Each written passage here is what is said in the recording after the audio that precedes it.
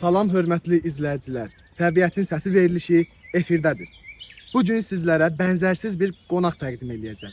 Çölün tən ortasında illərdir köklərini yerə salmış, sakit, lakin dərin fikirlər olan bir ağac. Bəli, düz eşitdiniz. O danışır. Salam, mən bura kökümlə gəldim. Yarpaqlarımın titrəyən xışıltısı ilə danışmağa hazıram. Yaxşı ağac bəy. Çox dramatik danışdınız. Bala, mənim 150 yaşım var. Sən dram dediyin şeyi mən bu dağlarımda sincablar hər həftə səhnələşdirir. Yaxşı ağac bəy.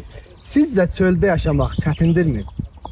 Bilirsiniz, mən burada səbrin simvoluyam. Hər gün səhər günəş doğur, qumlar isinir, mən kölgə salıram. Amma həmişə hansısa bir inək məni dişləyib dadmağa çalışır. Mən ağacam, yeməli deyiləm axı. Bəs sevgi məsələləri necə? Çölün ortasında ağacın sevgisi necə ola bilər? Bizə izah edə bilərsiniz? Ah, sevgidən danışmayın. Keçən il bir badam ağacın mənlə yan-yana əkmək istədilər. Amma sonra gördüm ki, onun keçilər tamamilə yedi. O gündən sonra köklərimin sevgiyə olan həvəsi öldü. Çox təsirli həyat hekayəsidir, amma axırıncı bir sualım var.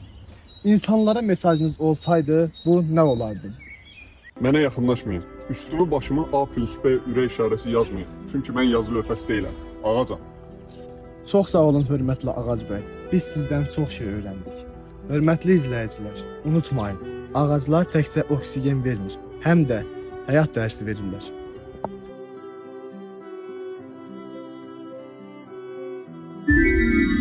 Qobustan Gənclər Evi düzündür, kimsə yuxusunu çəkmişdi, hə, elə bir kimisə yuxusuna baxdıq.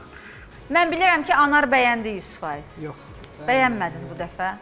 Afakan bəyəndiniz? Gözəl tədris bir təhsil proqramı çəkmişdiniz, bir tədris proqramı çəkmişdiniz. Biraz da çeynəlmiş proyekt. Bunu götürəydiniz, bir dənə qoca çınar, nəysə belə qoca bir ağac, Allah aşkına Qobustanda qədimi bir ağac tapaydınız. Çox belə Ora bəsit yanaşmısınız, Bəsit uşaqlar, çox yanaşmısınız belə. da. Davam eləyək. Coşqun müəllim də fikrini bildirdi. Yox, çox zəif, bəsitdir. Yəni mən fikrimi elə Afaq xanımla Rafael müəllim, eyniləşdirirəm.